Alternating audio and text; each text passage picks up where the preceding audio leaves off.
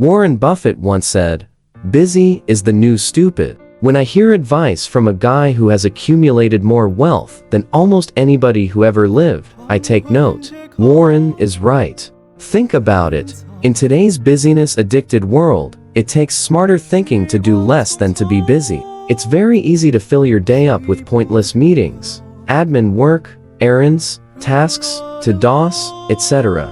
But the question is, does any of this bring you closer to your goal? If the answer is no, then take a lead from Warren's book, Stop Doing It. Being busy is not a badge of honor. How many times have you heard somebody talk about how busy they are with a sense of pride? They wear their busy status like a badge of honor. This is stupid. Having spent years building highly profitable businesses, I've found that being busy, for the sake of being busy, is the enemy of progress. Busy work takes you away from productive work. You know, those tasks that drive you towards your end goal. It's key to recognize that different tasks have different returns on their time investment. For example, a sales meeting with a high-level decision maker with a $2 million budget to invest in your services has a much higher return on your time investment than responding to admin emails. On the same coin, working out for an hour has a much higher time ROI than sitting on the couch slurping a cherry Coke and eating popcorn. One helps you live longer, and one helps you get diabetes. You get the gist. To be successful, we must simplify our days to focus on the high ROI time activities, ruthlessly eliminating or outsourcing anything that doesn't generate a significant return on our time investment. Simplicity is the ultimate form of sophistication. Leonardo da Vinci. Doing less is not being lazy, it's a sophisticated art. In almost a decade of being an entrepreneur, I usually find that there are perhaps one or two key things that I should be focusing on each day to really move the needle towards my goal. At that time, if I just get those key tasks done, even if it only takes me a couple of hours, it could be more productive than spending 10 hours on non-productive busy work.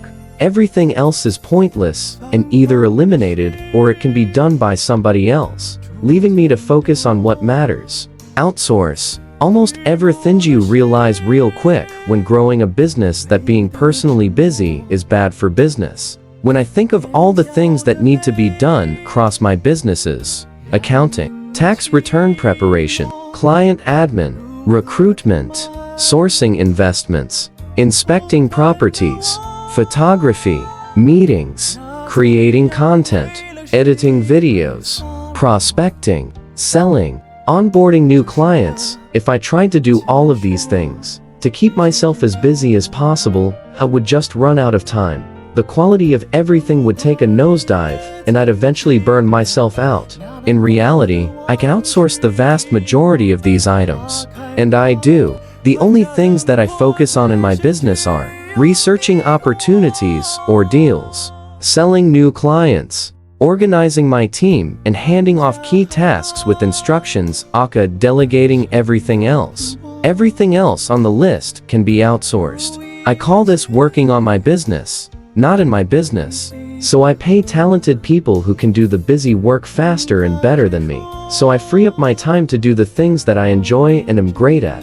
Sure, I could try and do everything and save myself a few $1,000s each month, but I'd end up so busy that I wouldn't have the energy for the highest money-making activities like running numbers on key deals and selling the stuff that brings in tens of thousands or hundreds of thousands of dollars. Spending $5,000 to make back $10,000 is a good deal. That's why delegation is powerful. Delegation done well is an investment with a huge ROI. The art of thinking better. Here's another reason to not be busy. When you're constantly busy and doing things, you don't have time to think. Warren Buffett spends several hours a day reading and thinking. He's known for making just a few decisions a year. This is why he's successful. Do you think that if he was running around attending meetings and doing admin all day, he'd be anywhere near as successful? FCAC no. I'd go as far as to say that Buffett's ability to stay unbusy and have time for intense due diligence is his superpower. Buffett understands that to make excellent decisions you need to think better, and the only way to think better is to be less busy. If you think back to the lightbulb ideas you've had in your life, they probably came in times of idleness or boredom. What a shame it would be to lose out on those future creative sparks for the sake of being busy. When you're less busy, you're less stupid, trust me. I find it hard to not be busy sometimes. I also get sucked into the busyness trap, filling my schedule too much so I don't have free time. That's the way it is with a lot of high-performing people, but it's our kryptonite and we must strive to push back against our tendency to overwork. When you carve out idle time in your schedule because you efficiently outsource or eliminate what is irrelevant, you become smarter because your mind is less cluttered. You rest more, so you have more energy. You go on more vacations, so you feel more inspired. By doing less, you become a genius at what you do. By doing less, you can be more effective in the time you work. By doing less, you go into everything with a sense of vigor and intensity. You think with more clarity. You act more boldly. Doing less is very smart. Warren was right. Being busy is stupid. In essence, being less busy is not really about being lazy. Sometimes you will work long days. Still. But if you're working on the right stuff, that's what's important. Do less, better.